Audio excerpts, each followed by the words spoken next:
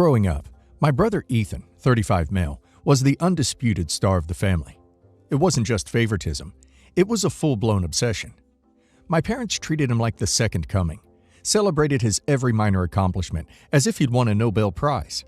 I, on the other hand, was the dependable child who didn't need much attention. I was the one who had it together.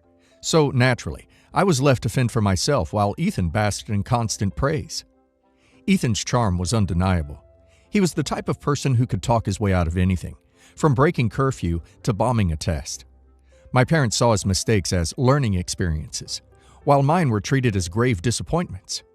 By the time we reached adulthood, Ethan had already dropped out of college, burned through countless jobs, and borrowed thousands of dollars from my parents. Meanwhile, I, 32 female, was studying law and juggling multiple part-time jobs just to stay afloat. My parents rarely asked about my progress, but were always ready to gush about Ethan's latest half-baked business idea. 5 years ago, Ethan's gambling habit went from a bad habit to a full-blown crisis. He had always been reckless with money, but this was different. He wasn't just betting on sports games or poker nights anymore. He was taking out loans from shady people to fuel his addiction. Eventually, he racked up $30,000 in debt and couldn't pay it back. That's when he came to me. I remember the phone call vividly. He sounded panicked, speaking in rapid-fire sentences about how he was in serious trouble and needed my help. "Look, I know you've got some savings," he said. "You're a lawyer now. You can afford this. Please, I'm begging you." At the time, I was still early in my career and saving for a down payment on my first home. The money I had wasn't just sitting around for emergencies. It represented years of sacrifice and hard work. The thought of handing it over to Ethan, knowing his history of poor decisions, felt like setting it on fire. I told him no. That no became the catalyst for a family-wide meltdown. Ethan didn't take my refusal well. He unleashed a tirade, calling me selfish, greedy, and heartless. "You're my sister," he shouted. "How can you turn your back on me like this?" I thought that was the end of it, but Ethan wasn't done. He went straight to my parents and painted himself as the victim. In his version of events, I was the cold-hearted sister rolling in money, who refused to help her struggling brother out of sheer malice. The next day, I got a call from my mom. Her voice dripped with disappointment. "How could you do this to Ethan?" she demanded. "He's in trouble, and you're just going to let him suffer?" I tried to explain my side, but it didn't matter. To my parents, Ethan's desperation justified everything. They weren't interested in hearing about how I had worked hard to save that money, or how bailing him out wouldn't solve the root of his problem. In their eyes, I was the bad guy for not prioritizing family. The guilt-tripping was relentless. "He's your brother," my dad said. "Family comes first. You'll regret this someday." After weeks of arguments, I realized there was no point in trying to reason with them. My parents saw Ethan as the eternal victim, and anyone who didn't fall in line was the enemy. I stopped attending family gatherings, stopped answering their calls, and quietly went no contact. It wasn't an easy decision, but it felt like the only way to preserve my sanity. Ethan, of course, continued to spiral. He never got professional help, and my parents kept enabling him. They sold off some of their assets to pay his debts and covered for him whenever he got into trouble. It was an endless cycle of bad decisions, bailouts, and empty promises to change. Meanwhile, I focused on my career. I poured all my energy into building a life for myself, free from the chaos of my family. Over time, I bought my dream home, made amazing friends, and built a successful legal practice. I wasn't happy about the rift with my family, but I didn't regret my decision to walk away. 2 weeks ago, my phone rang with a number I didn't recognize. I picked it up thinking it might be one of my clients, but instead, I heard my mother's voice. Her voice was shaky, almost pleading. "We need your help," she said. "Ethan is in jail." Apparently, Ethan had been arrested for fraud after attempting to scam someone to cover his gambling debts. My parents were desperate because they couldn't afford a good lawyer and were now turning to me, the daughter they had ignored and dismissed for years. "Please," my mom begged. "You're his sister. You're the only one who can save him." I was stunned by the audacity of their request. After years of being vilified for not giving Ethan my savings, they suddenly wanted me to swoop in and save the day? I told my mom I wasn't going to get involved. Her response was immediate and furious. "How can you be so cruel? He's your brother. You're really going to let him rot in jail?" I reminded her of how they had treated me. I reminded her of the years of favoritism, the way they had turned on me when I refused to bail Ethan out, and the complete lack of support I had received while building my life. "You made your choices," I said, "and so did Ethan. It's time for him to face the consequences."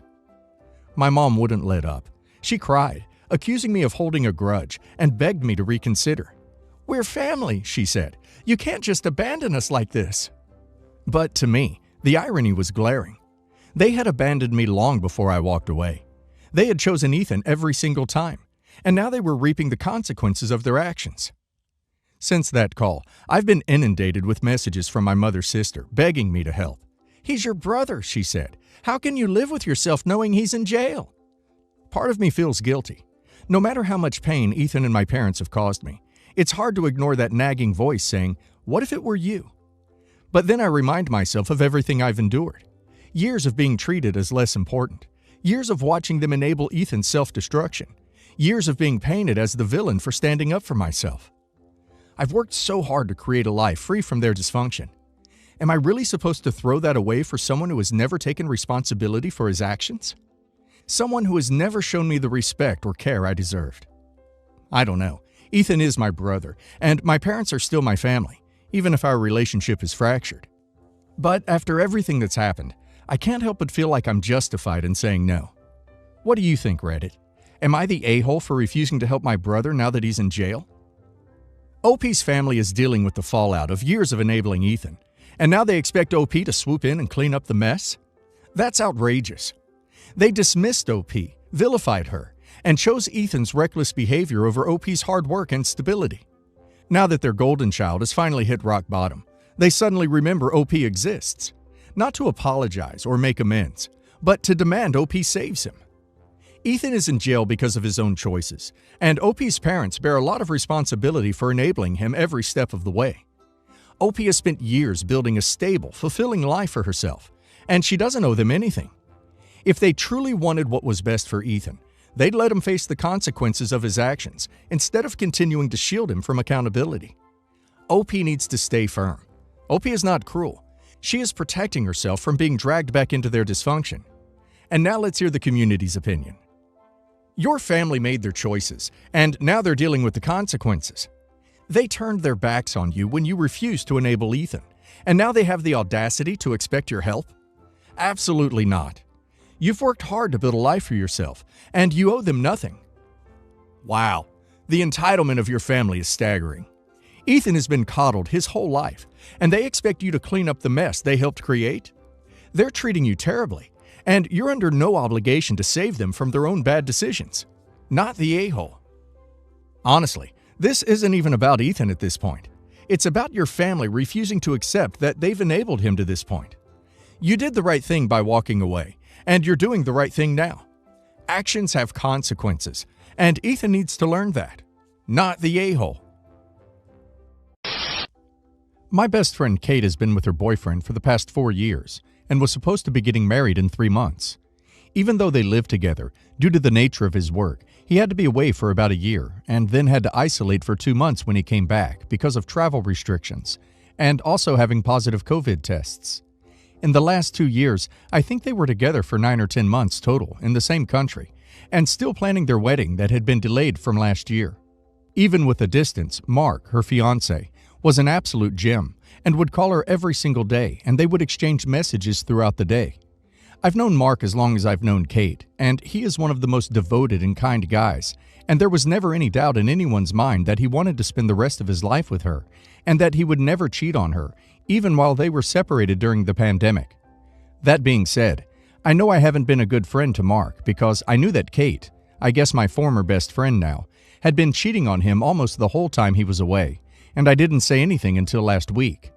Kate would brag about all the guys she would hook up with or show me screenshots of guys she found on Tinder and would meet up with them even while we were on lockdown.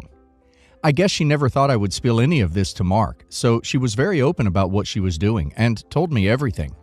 I know they didn't have an open relationship or an understanding to see other people while they were away from each other, because Mark is very much in the mindset that a couple should be just 2 people and thought threesomes or multiple partners was weird. What finally made me decide to tell him was that Kate messaged me last week telling me she thought she had an STD from one of her hookups. I thought she stopped when Mark came back home, but she didn't, and on top of that, I couldn't believe that she wasn't taking precautions. I have been holding this guilt for so long, and just seeing how careless and cruel she was being made me realize that I had to step in and tell him what was really going on. I messaged him telling him that I needed to meet up with him to discuss something regarding Kate, and that it was a surprise, so that he wouldn't bring it up to her before I was able to tell him the truth. He came over and I gave him everything I had. I showed him screenshots for my phone. I showed him pictures she took. I showed him pictures she received from men. I showed him her profile on Tinder. I even printed out everything I had and gave it to him. He spent the whole time listening. He never said a word, and then he just took the papers and left. I haven't heard from him since, and he hasn't responded to any of my calls or messages. However, I have heard not only from Kate, but her family, and even my family. She called me the next day screaming, telling me I ruined her life, that I was evil, that I should have kept my mouth shut and karma was going to come back at me. She sent me some pretty disgusting texts, and I think she came to my house once, but I wasn't there, so I never had to physically see her. The problem really isn't Kate being mad, but that my own parents think I should have stayed out of it, and that I ruined a relationship. Her family and my family are really close, and now neither family wants to speak to each other. My mom thinks that they could have had marriage counseling after they got married to resolve this. My dad says that we don't know what she was going through and why she did this, and it isn't my responsibility to get involved in their relationship. They also think that it was in bad form that I told him this during the holiday season. They want me to apologize to her and her family for getting involved in her business and sending him the texts and screenshots. Her family also refuses to speak to me. Her sister also keeps posting online that none of those screenshots and texts were real, and that I faked them, and that I'm only doing this because I harbor some feelings for him, and I wanted to break them up so I could be with him. None of that is true. I already have a partner, and I love him very much, and honestly, he's the only one that thinks I did the right thing. Right now, our area is in somewhat of a lockdown, so I haven't really been able to talk to my family in person, and they don't really want to talk to me on the phone until I fix this with her family. I don't know how I can mend this relationship with my family, and I can't believe they aren't on my side. Is there something I'm missing? Did I make a mistake? Should I have kept my mouth shut and let them proceed with their wedding? You are a rare human being. You did the right thing. Don't let the people who got burned in the aftermath tell you different. If it was you, you'd want to know. You did the right thing. I don't think you should apologize because it shows them that you agree what you did was wrong. It wasn't. Yes, you shouldn't get involved in other people's relationships, but when you're literally made aware of cheating, and you're the only way Mark would have ever found out, it's the right and fair thing to do. Hopefully your family will come around and get over it. And duck Katie. What a disgusting piece of crap. I met Bella 4 years ago, and we've been inseparable ever since. She has a big heart, is incredibly smart, and has a great sense of humor. Up until recently, I had no doubt I wanted to spend the rest of my life with her. Finances is something that I view important in marriage, though, and now I'm not sure if it's going to be a problem. Bella comes from a pretty poor family. Because of this, she's been working several jobs at a time from a very early age. She nailed a 6-figure job right off the bat after graduating. She's very talented, so no surprises there. I knew she had helped her family from time to time, but I just didn't know to what extent this was. Over $110K worth to be exact. Her uncle had a big accident several years back, needed surgery. She basically gifted her entire savings of over $20K to them. She was only 19 at the time. She continued to send money to them over the years, which in total is over $40 to $50K. In addition to this, over the last 8 years, she has given another $50 to $60K to her parents. She paid their car insurance, their rent, their bills for years. She also paid for the groceries, or was giving money to them on top of it. She did this while she was studying and working full-time. She studied a pretty stressful degree, so I don't even know how she did all of this. She doesn't seem bothered by any of it. When I ask, she describes it all as if she was really lucky. How she lucked out and got a great-paying job at Unilab due to her family circumstances.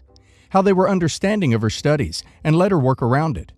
How she was lucky to get a lot of scholarships, which meant she didn't have to buy books. Honestly, she's far from lucky by the sounds of everything, but she has her mind made up that she lucked out through every step. The bigger problem is, I'm not sure how far she'd be taking this helping family situation. She's great with money. She actually has $90K saved up for a house down payment that she's planning on purchasing. But she could have $200K plus if only she didn't just hand over cash to everyone. I really don't think it was her responsibility to be financially supporting all those people. She says she's not planning on giving away any lump sums to anyone anymore, but that if a bill needs to be covered, she's happy to do so. Her reasoning is that most people her age, including her friends, coworkers, spend a lot of cash on designer items, bags, shoes, makeup, eating, drinking out. She thinks she's happy doing this instead, and thinks she's actually saving money long-term since she doesn't have those expenses. She tells me not to worry and that she knows how to handle her finances, how this process has taught her to be smart with her savings. And she is smart. She knows how to invest and get the most return out of things. But when it comes to family, I really don't think she's being smart. She says not everything is about money and that what goes around comes around, which puts more doubt in my head, as she seems to think that the help she provides will return to her in another form. The bottom line is, I'm not sure how we could join our lives together when she might give away our cash to people and think, oh well, it will return to us in the form of good karma. How do I approach this? Am I worrying over nothing? Edit. I'll clarify we have similar incomes and I have a lot more saved up. We live together and contribute equally towards expenses. Things are separate for now, but we are considering joining once we get married. It is important that you get on the same page, but here's the best workaround. This is how it works for me and many others. You work out together how to split expenses, 50-50 or proportional to income. There is no right answer. It can be hard to agree on that.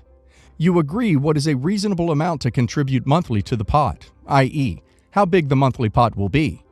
The monthly pot is what you spend on savings, home rental or purchase, or maintenance, bills, entertainment, holidays. What is left over is yours to spend how you choose. In her case, family. It could take you a while to work out the numbers, but it's worth the effort. Your girlfriend sounds like a glorious mix of decent person and good with money. So long as she's okay with it, I'd say mind your own business. There's more to life than money. Clearly she knows that, while also not shying away from managing her financial affairs. You're dating a unicorn. Appreciate it. My 11-year-old cousin recently turned 11. My aunt held a party at a pizza place, and it was not great. First, the party package allowed the birthday child and up to 25 other people. 12 of them were family. One was my cousin's best friend. The other 12 were adult friends of my aunt, some of which my cousin has never met. My cousin was visibly annoyed when a few of these people showed up. She said she doesn't like them and didn't know her mom invited them. She said they're rude and loud, and throughout the party, I learned that she was right. The party room consisted of 2 long rows of tables. My aunt sat with her friends on one side of the room, and everyone else sat on the other. My aunt spent most of her time over there instead of with her birthday girl. Those 12 adult friends did not behave in a child-oriented fashion. Rather than celebrating the 11-year-old's birthday, they seemed to be celebrating 11 years of parenthood for my aunt. They brought several bottles of alcohol and were taking shots. Even the food was not really kid-friendly. The party package came with 6 large pizzas and 6 pitchers of soda. My aunt and her friends chose all 6 to be weird varieties. Specialties like Hawaiian barbecue, one with hot sauce, and several kinds of peppers, etc.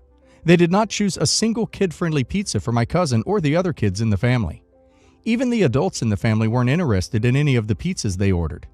We called my aunt over and asked her to order some normal pizzas, and she said that she could only get 6 with the party package and couldn't afford to buy any extra on top of it. She said we should have said something before she ordered, but we didn't even know they had ordered until pizzas came out of the kitchen. As for the pitchers of soda, they took 5 of the 6 pitchers for their table. Only 1 came to ours. 1 pitcher was not enough for 12 people. My grandma went over there to have a chat with my aunt about how this was not really kid-oriented, and she wanted my aunt to come to our table and be with her daughter, and she wanted my aunt's friends to stop taking shots in a family restaurant. She was really ashamed of my aunt. Ultimately, I ended up ordering 3 more pizzas and soda for our table because no one wanted any of the weird stuff they got. When it came time for cake, we also learned that my aunt chose her favorite kind of cake instead of my cousin's, which just seemed sad and weird. The cake had pineapple in it, and my cousin said she has had it before but didn't like it. She ended up only eating a few bites of her own birthday cake. Ultimately, I'm sad and disgusted by how everything happened. My aunt did not treat this as a party for her daughter's 11th birthday, but instead as a party for herself and her friends. What should be done about this? I am contemplating throwing a second birthday party for her or something, but I don't know. I also feel like someone needs to talk to my aunt about this, because it's unacceptable. Should that be someone talking to her one-on-one, or several people, intervention style? Your aunt is a crappy parent. The only thing you can do is let the cousin know that you think she is special. She could probably use a good person like you in her life. The next 6 years are going to be tough. This could be one of those times where you could make a difference in someone's life. Your aunt cares about herself rather than her kid. If you can afford to throw her another party, I doubt the aunt will even notice. But reaching out to the kid will help a lot. She needs someone to be there for her if things get worse. He is cheating on his wife. Yes, that is wrong, I understand. A really crappy thing to do. I met him through work. He works above me, and it started off slowly flirting and going for coffee dates, or him asking me to come along with him and his bosses for work nights. And then it was progressed more, and we had S for the first time 3 months ago. It was nice. I knew he was married, but I didn't feel much regret. We had S a lot after this, and he spends a lot of nights with me despite the fact he has a family. He always talked about how his wife was a B and was ignoring his needs, and all the random stuff to his coworkers. So I kind of turned her into the bad guy in my head. I thought I was doing a good thing by giving this guy attention. Since then, we've been going out. He takes me to nice places. He buys me nice things, like makeup. And a girl needs help footing this bill. Clothes, random stuff, etc. It's pretty great. The S is good too. We have good chemistry and everything. However, his wife came in yesterday. It was the first time I ever saw her. She brought one of their kids. I didn't know they had any, but I guess he has 3. I felt guilty. She seemed really nice. He also changed immediately around her. It was like nothing was wrong in their marriage. I assumed in my head that they would be cold with one another. From what he described, his wife seemed evil. Yet here was this nice, perfect woman standing in front of me. She was so pretty, and she was so sweet to her kids. I mean, maybe I'm idolizing her, but she just didn't look like someone anyone would cheat on. Guilt was really starting to sink in. I'm not hotter than her. Younger, sure, but that's it. I guess I was just feeling like, why did this happen to her? Why would he do that? I can't help but think I'm going to get bad karma for this, and I'm going to be cheated on when I'm married and older, because of what I'm doing now. Before, I had absolutely no guilt. I didn't care one bit that I was sleeping with this woman's husband. It's like she didn't exist. But now, I feel like a total homewrecker. Also, after she came in, her husband is acting weird towards me, like he doesn't even know me, or as if nothing happened between us. Things have completely 360'd. I have come to the realization that this is going to implode horribly. I need to lessen this blow to my life, and want to morally turn this around and offset my own karma somehow. Advice appreciated very much, except skip the whole crappy person thing. I am okay with telling his wife, I just don't know how to handle this. When a married man has an affair, he has already decided that he is not leaving. For whatever reason, good or not, in your opinion, he's decided to stay. And sadly, you probably won't be the exception. He's going to tell you anything that justifies him having an affair, even if it's not totally true, like she's a B or doesn't pay attention to my needs and so on. You only have half of the story, and he's only going to give you the side that makes him not look like an a-hole. So cut your losses and end this now. Otherwise, if you get attached, it's only going to end in heartbreak on your part. He's not going to tell her. You have to decide if you want to tell her. That's up to you.